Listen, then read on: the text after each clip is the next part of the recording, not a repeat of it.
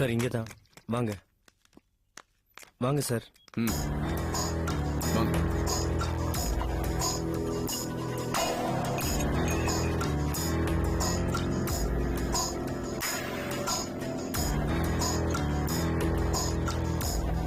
என்னப்பா ஸ்ரீதர், இப்பதான் சரக்கு எடுத்துட்டு போனா அதுக்குள்ள திரும்பி வர? சும்மா பாட்டியை பார்த்துட்டு போலான்னு வந்தேன்.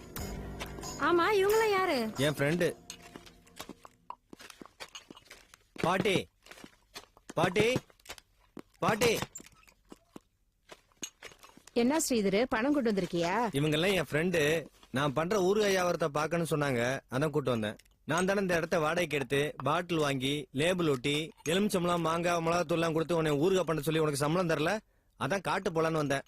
உனக்கு என்ன கிறுக்கு பிடிச்சிருச்சா? நான் கஷ்டப்பட்டு உட்கார்ந்து ஊறுகாய் செஞ்சு பாட்டில போட்டு லேபிள் போட்டு உன் கையில குடுக்கறேன், நீ கொண்டு போய் கடைக்கடையா குடுக்கற. என்ன பெருசா சொந்தம் கொண்டாடுற நீ?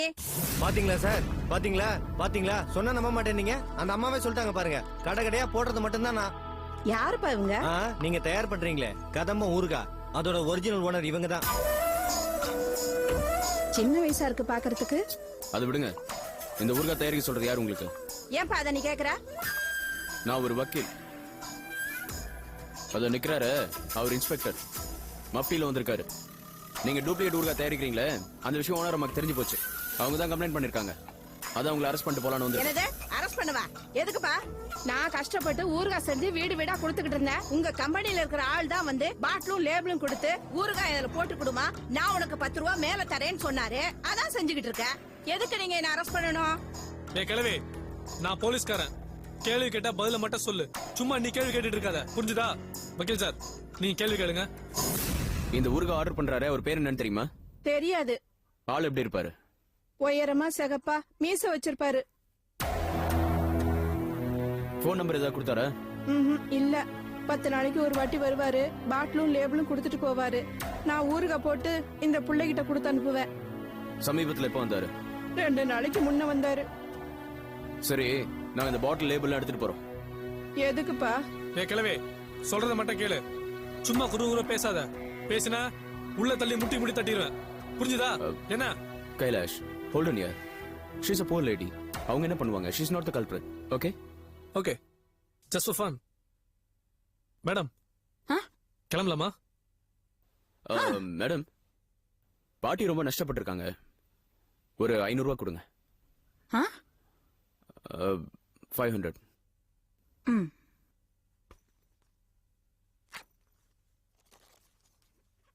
இந்தாங்க. இது பாருங்க பாட்டிமா, முதலாளி அம்மா 500 ரூபாய் கொடுத்திருக்காங்க. சரியா? இந்த பாட்டில் லேபிள் எடுத்துட்டு போற விஷயம் யாருக்கும் தெரியக்கூடாது. மறுபடியும் அந்த ஆள் ஆர்டர் பண்ண வந்தான்னா பாட்டில் லேபிள்ல வாங்கி வச்சுக்கோங்க. ஆனா நாங்க உங்களை விசாரிச்ச விஷயம் அந்த ஆளுக்கு தெரியக்கூடாது. புரிஞ்சுதா? போலாமா? போலாமா இன்ஸ்பெக்டர்? போலாம். போங்க.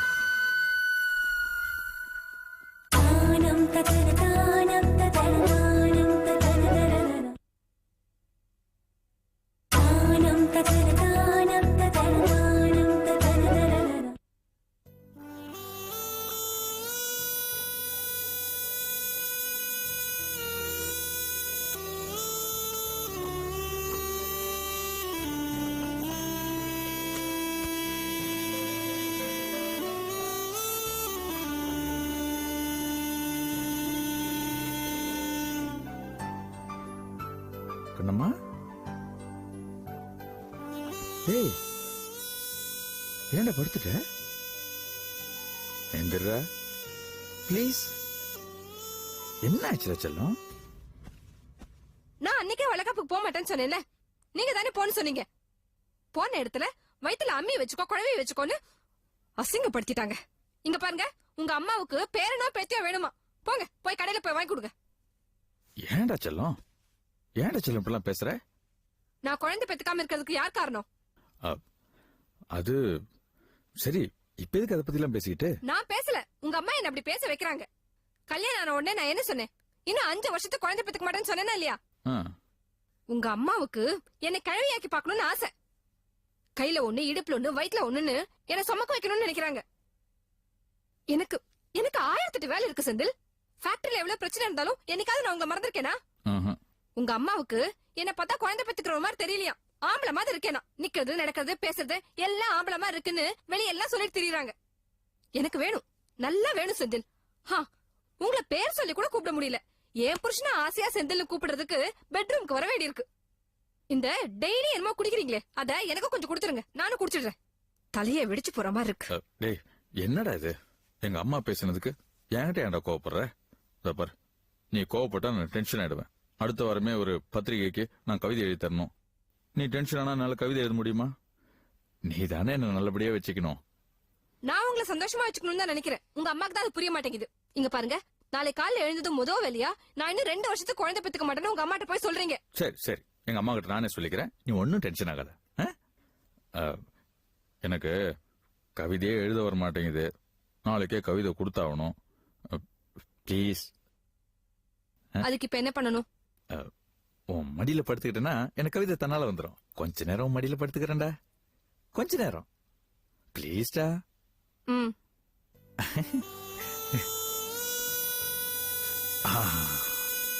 இப்ப கவிதை வரும். கண்மணியின் பொன்மடியில், கண்மணியின் பொன்மடியில் கனிந்த பழம் தரவிருக்கும்.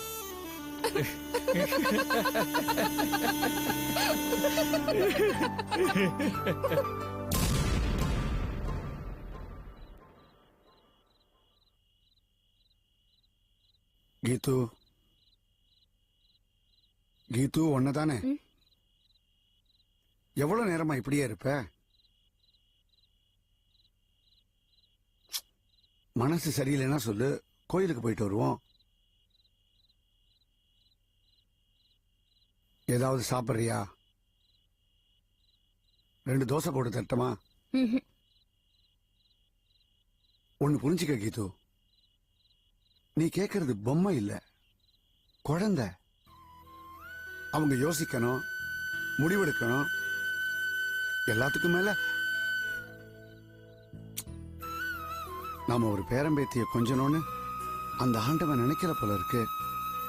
நாம என்ன செய்ய முடியும், அவங்க தான் என்ன செய்ய முடியும்.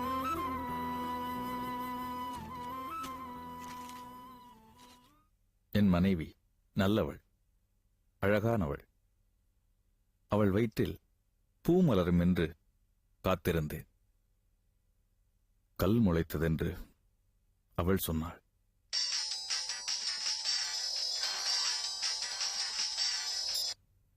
ஹலோ, உமா, நான் கீதா பேசுறேன். சொல்லுங்க, என்ன விஷயம்? ஃப்ரீயா இருக்கீங்களா?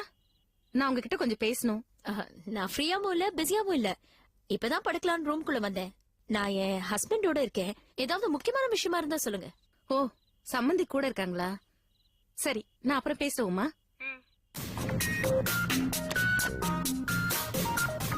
என்ன சொன்னாங்க கீது? நான் தான் ஒன்னும் கேட்கல. யார் போன்ல? ஆபீஸ்ல இருந்தா செந்தில்.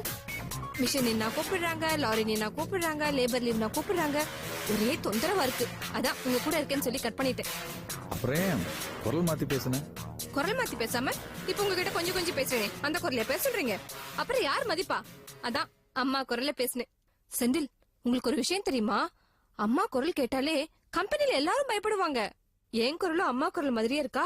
கம்பெனில எல்லாரும் என்ன பார்த்தாலும் பயப்படுறாங்க. இது என்னது, செல்லு புதுசா இருக்கு? அது அது கம்பெனில முக்கியமானவங்களுக்கெல்லாம் 2 மொபைல் கொடுத்திருக்காங்க.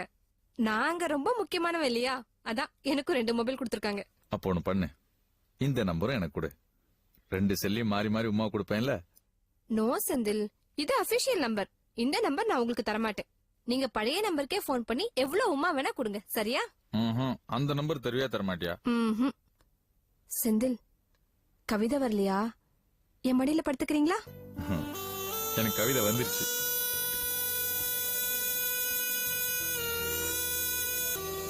என் மனைவி நல்லவள், அழகானவள்.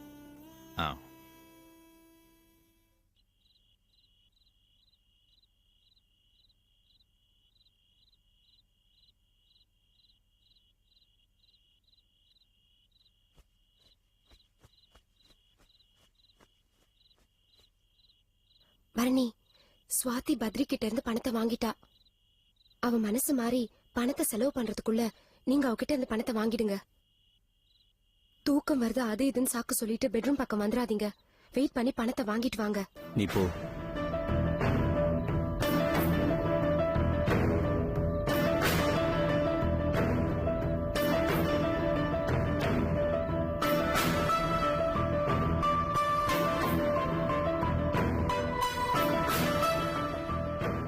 என்னடா பரணி, என்ன இங்க உட்கார்ந்துட்டு இருக்க? இல்லம்மா, சுவாதி இன்னும் காலேஜ்ல இருந்து வரலையா, அதான்.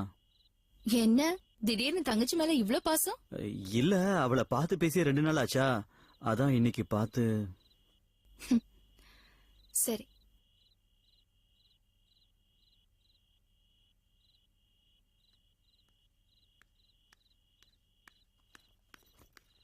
சுவாதி இங்க வா, இங்க வா.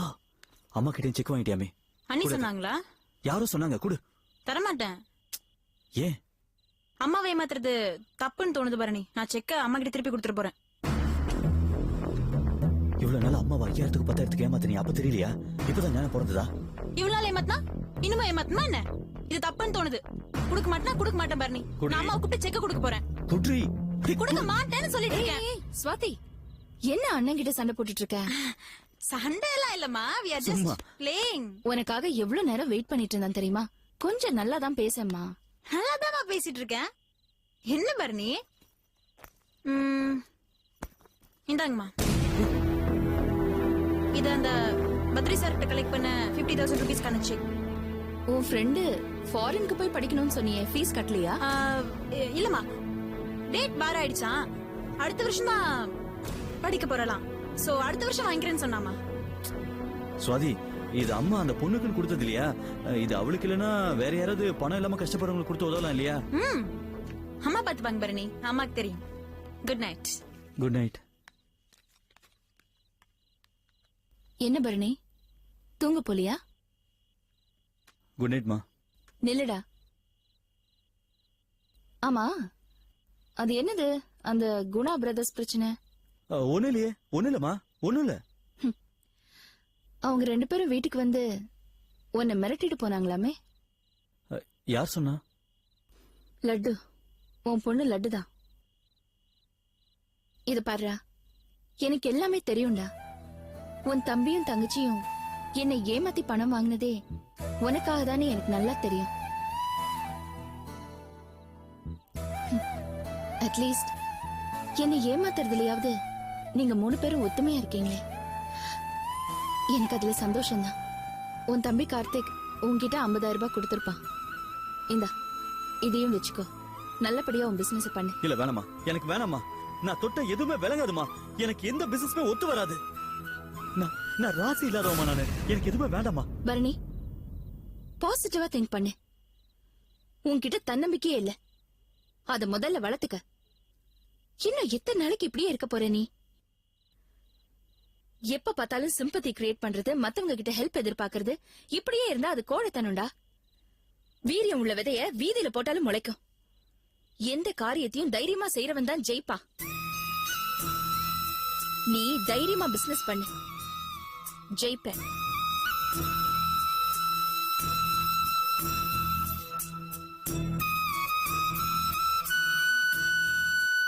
முதல்ல அம்மாவை ஏமாத்தணும்னு நினைக்காத.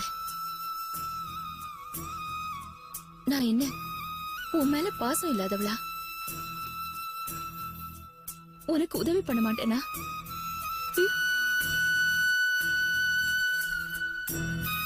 ஏன்டா தைரியமா என்கிட்ட உதவி கேட்க மாட்டேங்கிற? ஒண்ணு தாத்தாவை அனுப்பி என்கிட்ட கேட்க சொல்றேன், இல்லனா உன் பொண்டாட்டி அனுப்புறேன்.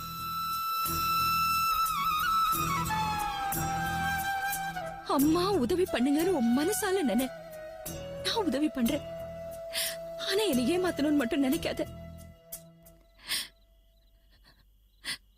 என் தலையில நீ கல்ல தூக்கி போட்டாலும் அதை நான் சந்தோஷமா ஏத்துப்பேன். ஆனா என்னை விட்டு விலைக்கு மட்டும் போயிடாதடா.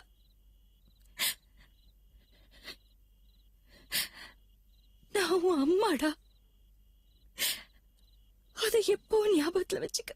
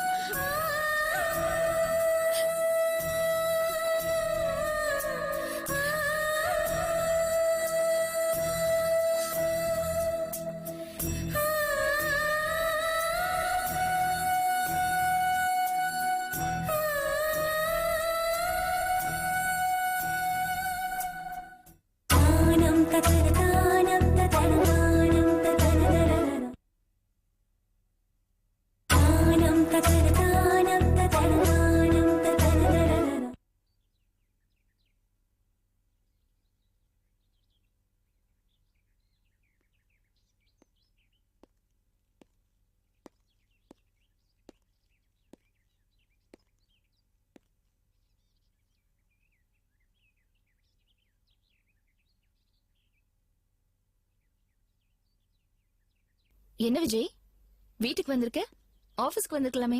இல்ல கொஞ்சம் பர்சனலா பேச வேண்டியிருந்தது. அந்த டூப்ளிகேட் ஊர்காவை தயாரிக்கிறவங்கள பத்தி ஓரளவு கண்டுபிடிச்சிட்டேன். அதான் பேசிட்டு போலான்னு வந்தேன். அப்படியா? யாரு? ஒரு வயசானம்மா 4-5 பொம்பளைங்களை வச்சு தயாரிச்சிட்டு இருந்தாங்க. கதம் ஃபுட் ப்ராடக்ட்ஸ்க்காக டைரக்டா தயாரிக்கிறோம்னு நினைச்சிட்டு இருக்காங்க. சப் ஏஜென்சி மாதிரி. ஒரு நிமிஷம் இருங்க.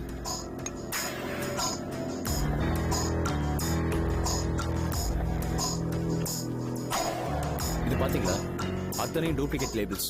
அங்கிருந்து எடுத்துட்டு வரேன். அப்படியே நம்ம கம்பெனி மாதிரி ஒரிஜினலா பிரிண்ட் பண்ணிருக்காங்க. ஆமா அப்படியே இருக்கே. இதெல்லாம் யார் செய்ய சொன்னாங்கன்னு விசாரிச்சியா? விசாரிச்சேன். நம்ம ஆபீஸ்ல இருந்து யாரோ ஒருத்தர் தான் போய் ஆர்டர் பண்ணிருக்காங்களாம். 10 நாளைக்கு ஒரு தடவை போய் ஆர்டர் பண்ணுவாங்களாம். இப்போ ரீசெண்டா ஒரு 2 நாளைக்கு முன்னாடி கூட ஆர்டர் பண்ணிருக்காங்களாம். நம்ம ஆபீஸ்ல இருந்தா? பேர் என்ன ஏதுன்னு விசாரிச்சியா? கேட்டேன். அவங்களுக்கு பெருசா பேர் விவரம்லாம் எதுவும் தெரியாதான். ஆனா அவங்க சொன்ன அங்க அடையாளங்களை வச்சு பார்த்தா நம்ம கம்பெனில 4 பேர் மேல எனக்கு சந்தேகமா இருக்கு. யாரு? யார் மேல சந்தேகமா இருக்கு? இல்ல தீபா இரு. பரவாயில்ல விஜய் சொல்லு. காசி என்ன, 2 வேன் டிரைவர்ஸ், அதுக்கப்புறம் மிஸ்டர் பத்ரி நாராயணன். மேடம் கண்டிப்பா காசியன் இதை பண்ணிருக்க மாட்டாரு. ஏன்னா இந்த டூப்ளிகேட் ஊர்காவை கண்டுபிடிச்சு கொடுத்ததே அவர்தான். இந்த 2 வேன் டிரைவர்ஸ் வந்து போய் ஆர்டர் பிளேஸ் பண்ணி பேசுற அளவுக்கு பேசி தரன் கிடையாது. சோ சந்தேகம்னு பாத்தீங்கன்னா மிஸ்டர் பத்ரி மேலதான். இல்ல விஜய், பத்ரி நிச்சயம் இதை பண்ணிருக்கவே மாட்டாரு. நம்ம இந்த மாதிரி பேசணும்னு தெரிஞ்சாலே அவர் ரொம்ப ஃபீல் பண்ணுவாரு. மேடம் இந்த உலகத்துல யார் வேணாலும் தப்பு பண்ணலாம். யாருமே 100% நல்லவங்களா இருக்க முடியாது. பிள்ளைங்க கிட்ட இருக்க சொத்து எல்லாத்தையும் புடுங்கிட்டு அவங்க மேலேயே கேஸ் போடுற தாயெல்லாம் நான் பாத்திருக்கேன். நீங்க பார்த்து பேசி பழகின எல்லாருமே நல்லவங்க தான். அதனாலதான் நீங்க இந்த மாதிரிலாம் பேசிட்டு இருக்கீங்க. இல்ல விஜய், நீ என்ன சொன்னாலும் நிச்சயமா பத்ரி இதை பண்ணிருக்கவே மாட்டாரு. பத்ரி மாதிரி ஒரு நல்ல மனுஷனை நீ பாத்துக்கவே முடியாது. மேடம் நீங்க எமோஷனலாவும் சென்டிமெண்டாவும் பேசிட்டு இருக்கீங்க. ஆக்சுவலி நான் வந்ததே பெர்மிஷன் கேட்கறதுக்காக தான். இந்த ஊர்காவை தயாரிக்கிற பொம்பளைக்கு ஆர்டர் பிளேஸ் பண்றவன நல்ல அடையாளம் தெரியும். சொன்னா உங்களை ஆபீஸ் கூட்டு வரும், பத்ரி சாரை காட்டுவோம். அப்போ உண்மையெல்லாம் தெரிஞ்சிடும்ல.